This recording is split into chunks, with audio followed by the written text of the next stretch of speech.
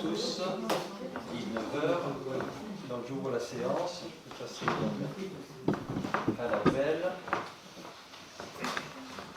Donc Éric Alboni présent, Jean Joavès Présent. Jean-Pierre Armagnac Présent. Dominique Barrault. Présente. Hugues Bergeon a donné procuration à François Tresse-Montant. Myriam Benet. Présente. François Charroux a donné procuration à Jean-Éric Morès. Roger Claire. Présent. Guy Coubris a donné procuration à Laurine Joly. Présente. Marie-Claude, alors attendez, Marie-Claude Ferjou. Présente.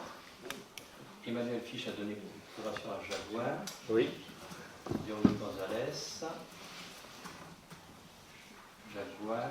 Présent. Laurine Joly. Présente. Catherine Clipper. Sabrina Lacombe. Présente. Nathalie Lacombe-Roussard. Gilles Lanoux. Présent. Stéphane Leclerc, absent. Laurence Moreau a donné procuration à Jean-Pierre Armagnac. Jean-Éric Morès. Présent. Nicolas Poineau. Présent. Johanna Salmon. Présente. Patrice Antero. Présent. Bernadette Souzin. Présente. François Tresse-Montant. Présente. Et Bernard Vallès. Présent.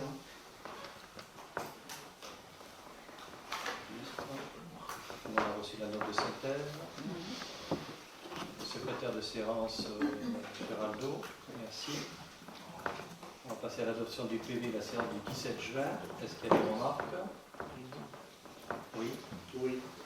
Je voudrais revenir sur ce qui est écrit et la délibération numéro 33, où il est fait mention d'un copilote du 5 juin et on dit que j'ai souhaité avoir le retour du copil avant le vote. Ce n'est pas exactement ce que j'ai dit. J'ai dit que j'étais pour la transformation de l'école, mais que, en l'occurrence, et sans avoir eu le rapport, je voterai contre. Il est dommage que des adjoints n'entendent pas ce qu'on dit et aillent répéter aux écoles qu'on est contre l'école et contre la transformation. C'est pas acceptable de transformer des propos comme ça et d'avoir une malhonnêteté pareille. Donc je le redis et j'aimerais bien que ce soit inscrit pour être sûr que tout le monde comprenne. Bien. Autre chose? Oui. Je voudrais revenir sur la 2025-06-34. On constate une nouvelle fois que le compte rendu du conseil municipal présente une version tronquée et sélective des débats. Plusieurs interventions et remarques essentielles n'ont pas été retranscrites, ce qui dénature profondément l'esprit des échanges. Sur la délibération concernant la CAP, notamment au sujet d'un chemin de la Tralèvre, Patrice est intervenu pour demander précisément qui avait représenté la mairie lors de la réception des travaux. Malgré un débat nourri, aucune réponse claire n'a été donnée. Finalement, M. Poineau a affirmé que ces travaux étaient validés par le département. Or, après renseignement auprès du département, celui-ci n'intervient pas dans les aménagements de voirie communale. De ce fait, M. Poineau attribue une partie de responsabilité des malfaçons au département. Je pense que celui-ci va apprécier. Face aux remarques de Patrice, M. Poineau a rétorqué, je cite, « Laissons vivre, et si un jour, malencontreusement, je ne l'espère pas, et je sais que ça ne va pas se faire, quelqu'un se blesse, et bien on verra éventuellement. » C'est du magnifique. Nous considérons une telle déclaration face à des enjeux de sécurité publique comme tout simplement inacceptable. Patrice a alors rappelé avec raison l'importance des règles de sécurité élémentaires.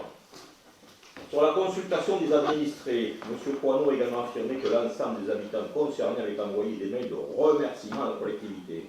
Or, après notre propre enquête de terrain menée auprès de 80% des riverains environ, du chemin de la Tralèvre, ça révèle une autre réalité. Seuls 2 habitants ne se sentent pas directement concernés, exprimant simplement une réserve sur la largeur de la piste cyclable. Tous les autres expriment colère et mécontentement. Certains ont dû casser leur clôture pour accéder à leur domicile. Faute de places de stationnement promises mais jamais réalisées. D'autres sont contraints de rouler sur la piste cyclable pour pouvoir manœuvrer et sortir. Il avait même été conseillé à une administrée de stationner sur le parking de l'EHPAD, boisé. Or, celle-ci s'est vu refuser l'accès par la directrice, ce qui est normal. Dans un autre cas, une administrée s'est fait prélever une partie de terrain privé devant sa clôture pour l'installation d'un réseau d'eau pluviale, et ce, sans autorisation ni signature. Sur la remarque technique, M. Alves a déclaré « si ça passait avant, ça passe maintenant ». Cette affirmation est erronée, le changement de sens de circulation oblige désormais 2 riverains, le 8 et le 8 bis, à effectuer une manœuvre à près de 120 degrés, avec la présence d'un poteau en béton gênant directement l'accès à leur propriété. Enfin, M. Rigoni a jugé les propos déconcertants et a parlé de leur gravité. Nous tenons à préciser que rappeler les règles élémentaires de sécurité ne constitue en rien une déclaration grave, mais un devoir de responsabilité. En conclusion, face à ces omissions, ces approximations, cette retranscription volontairement sélective des débats, nous ne pouvons cautionner un tel compte rendu, c'est pourquoi nous voterons contre son adoption. Ok, d'autres remarques? Pas de la peine. Il y a des amalgames qui sont assez bizarres. Bon, je vais passer, donc on passe au vote, des votes contre. Donc, toute l'opposition. Bon, Stéphane Leclerc n'est pas là. Des abstentions? Pas d'abstention, je vous remercie. Donc je vous informe aussi qu'il y a un retrait de la délibération participation fonds de concours, conformément au règlement administratif, financier et technique du syndicat départemental énergie et environnement de la Gironde. Bon, ça concerne le SDEG. Donc j'informe le conseil municipal du retrait de cette délibération au motif que les résultats de l'étude de sol vont nécessiter des fondations spécifiques et probablement un surcoût. Donc c'est sur la partie côté fossé, pas l'autre partie. La délibération sera reprogrammée quand la commune disposera de tous les éléments du SDEG. On retient cette délibération. En décision, nous en avons deux. Donc la numéro 16, avenant au marché pour la refonte et la maintenance du nouveau site internet de la commune. Donc concernant la société Innovagora pour un montant de 1 400 €. Et la numéro 17, demande de subvention au département pour l'organisation de la 9e édition du Salon du Livre, Jeunesse et du Jeu. Voilà, comme tous les ans. Voilà pour les décisions. Concernant donc la première délibération, les défraiements des auteurs et illustrateurs présents au Salon du Livre, Jeunesse et du Jeu. Donc j'informe le conseil municipal de l'organisation de la 9e édition du Salon du Livre, Jeunesse et du Jeu. Les auteurs et illustrateurs animeront bénévolement ce salon. Je souhaite que la commune participe aux frais engendrés, comme chaque année, pour ses participants et propose de prendre en charge leurs frais kilométriques suivant le barème en vigueur de l'administration fiscale ainsi que les frais de restauration à hauteur de 12 € par personne et demande au conseil municipal d'accepter cette proposition. Est-ce qu'il y a des remarques? Non. Donc, la puissance du véhicule sur le tableau. Après en avoir délibéré, décide de prendre en charge les frais de restauration des différents intervenants à hauteur de 12 € par personne, de prendre en charge les frais kilométriques dans les conditions déterminées par l'arrêté d'application des dispositions du 3e alinéa donc de l'article 83 du Code général des impôts en vigueur au moment de l'événement. De rembourser les frais de déplacement des auteurs et illustrateurs présents au Salon du Livre, Jeunesse et du Jeu, selon le barème fiscal fixé par décret au moment de l'événement. Les crédits nécessaires sont inscrits au budget de la commune. Je passe donc au vote. Est-ce qu'il y a des votes contre? Est-ce qu'il y a des abstentions? Non. Je vous remercie. Donc la délibération a été retirée. Deuxième. La troisième, recrutement en lien avec le recensement de la population, désignation des coordonnateurs et recrutement de vacataires. Je rappelle qu'au terme de la loi numéro 2002-276 du 27 février 2002 relative à la démocratie de proximité, les opérations de recensement de la population sont confiées aux communes. Le recensement de la population aura lieu du 15 janvier au 14 février 2026. Il convient donc de désigner les personnes chargées du recensement de la population. Je propose de désigner un coordonnateur communal et un coordonnateur suppléant parmi le personnel de la collectivité qui seront chargés de la préparation et de la réalisation de l'enquête de recensement et de recruter 11 vacataires pour assurer les opérations de recensement rémunérées conformément aux tarifs indiqués dans le projet de délibération.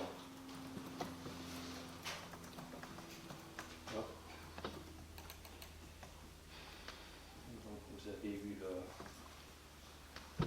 les montants. Est-ce qu'il y a des remarques? Pas de remarques. Donc après en avoir délibéré, décide de désigner un coordonnateur communal et un coordonnateur suppléant parmi le personnel de la collectivité qui seront chargés de la préparation et de la réalisation de l'enquête de recensement, de m'autoriser à recruter 11 vacataires pour assurer les opérations de recensement, de fixer la rémunération de chaque vacation comme suit. Donc par logement recensé 3 € brut, forfait pour frais de déplacement et tournée de reconnaissance, donc pour la mission 300 € brut, forfait séance de formation de demi-journée de 3 heures, 100 € brut. Et la prime forfaitaire en fonction de l'implication de l'agent du travail rendu, du respect des délais d'exécution, 300 € brut maximum. Et d'inscrire les crédits correspondants au budget.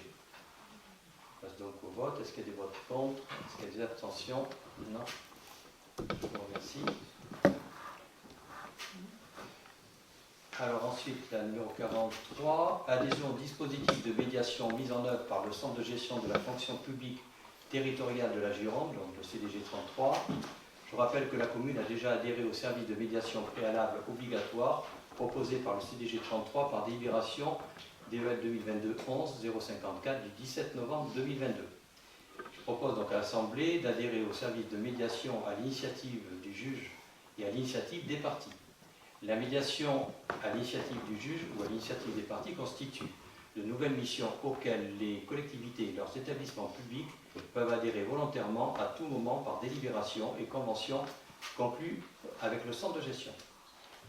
Ce mode de règlement alternatif des conflits sans contentieux est un moyen de prévenir et de résoudre plus efficacement certains différends au bénéfice des employeurs territoriaux et des agents publics. En outre, la durée moyenne d'une médiation ne dépasse pas 3 mois, ce qui est très court par rapport aux délais de jugement moyens qui sont constatés devant les tribunaux administratifs, sans compter l'éventualité d'un appel ou d'un pourvoi en cassation. Je propose d'adhérer à ce dispositif pour une durée de 3 ans, reconduite par période de 3 ans, et sollicite l'autorisation de signer la convention afférente. Voilà. Après 3 ans d'essai, ça se concrétise. Est-ce qu'il y a des remarques? Donc je passe au vote. Est-ce qu'il y a des votes contre? Est-ce qu'il y a des abstentions? Non.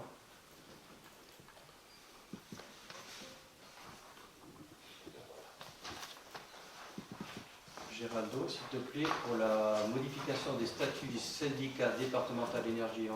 Oui, je peux lire la fin. Pardon.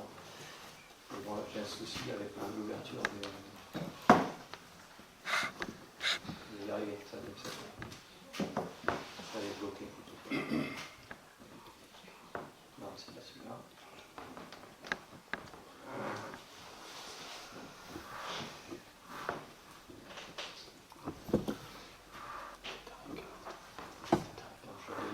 Désolé, après en avoir délibéré, décide de rattacher la collectivité au dispositif de médiation à l'initiative du juge ou à l'initiative des parties prévues par les articles L213-5 et suivants du Code de justice administrative et d'adhérer en conséquence à la mission proposée à cet effet par le Centre de gestion de la fonction publique territoriale de la Gironde. De m'autoriser au mon représentant à conclure la convention proposée par le Centre de gestion de la Gironde figurant en annexe de la présente délibération. Je vais passer au vote, il n'y a pas de vote contre, toujours pas d'abstention. Je vous remercie. Donc Géraldo pour la modification des statuts. Oui, c'est la délibération 44.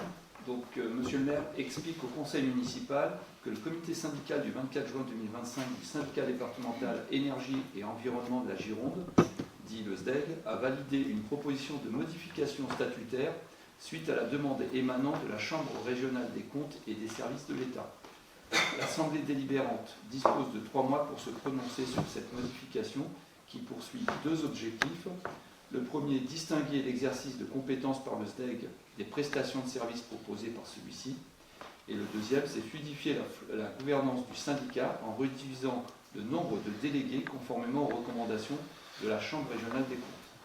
Le principe général de cette modification est donc de ne conserver comme adhérents que les collectivités ayant transféré au moins une des compétences suivantes au SDEG: électricité, gaz, éclairage public, infrastructure, recharge véhicules électriques, défense extérieure contre l'incendie.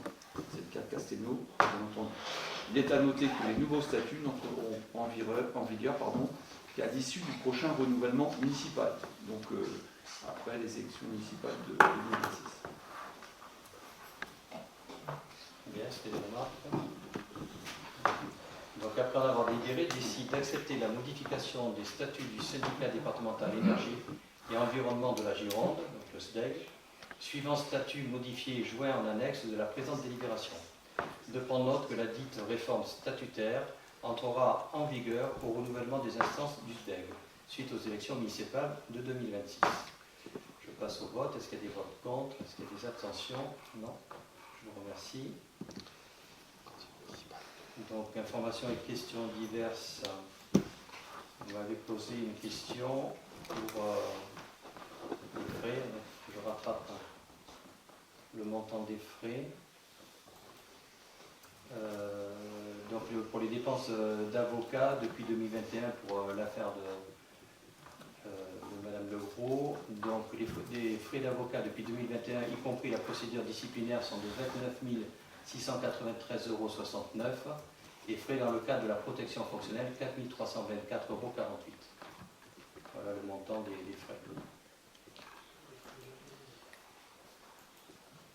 Bon. Et les frais de rattrapage de carrière, c'est pas fait? Comment? Le rattrapage de carrière? Ben, je ne l'ai pas. C'est l'exécution provisoire. Là, pour l'instant, à ce jour, voilà ce qui a été mis. L'exécution provisoire, elle est à faire. Même s'il y a un appel qui a été fait, l'exécution provisoire est à faire. Là, Donc l'exécution provisoire devrait être dans le montant aussi. pour l'instant, c'est tout ce que j'ai. Les chiffres qui sont. Et à chaque fois, de toute façon, qu'il y a des dossiers, donc on a des frais d'avocat, forcément. Donc s'il n'y a pas d'autres remarques, je vais... On pourra quand même avoir la réponse sur le reste. Si, quand je les aurai, pour l'instant je ne les ai pas. Donc, voilà, mais bon, on doit s'assurer de prendre un avocat à chaque fois qu'il y a des situations, y compris pour toutes les affaires qui se présentent, pas la plupart. Ensuite, les animations, donc les événements à venir. Donc le 20 septembre, inauguration du hameau des familles, en espérant qu'il ne pleuve pas, sinon ça risque d'être un petit peu remanié. On va se tenir informé de la météo. En tout cas, bon, l'après-midi aura lieu, on va voir l'évolution, on suit la météo de près. Le 21 septembre, il y a une compétition de pump track. Toujours le 21, il y a un vide-grenier au basket. Le 25 septembre, il y a le don du sang. Il est annulé le vide-grenier du basket. Il est annulé. Il faut l'enlever.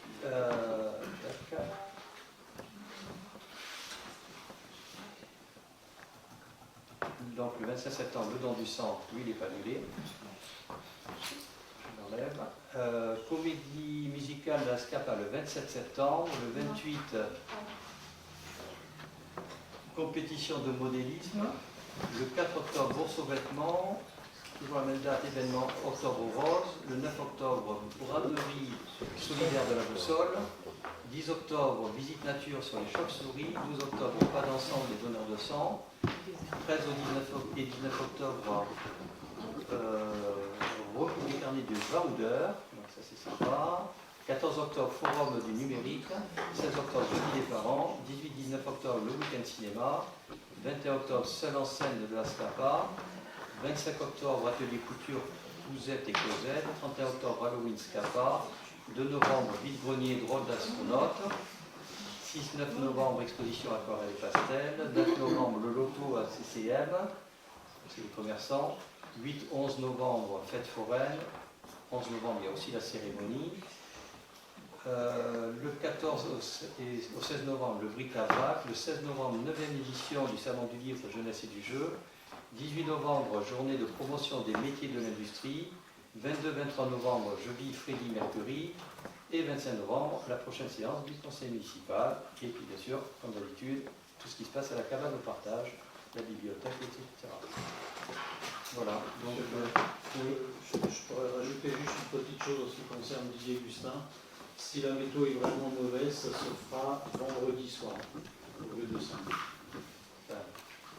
on va décider demain ce qu'on va faire. Voilà, donc s'il n'y a pas d'autres remarques, je vais lève la séance. Il est 19h19. Je vous remercie. Bonne soirée.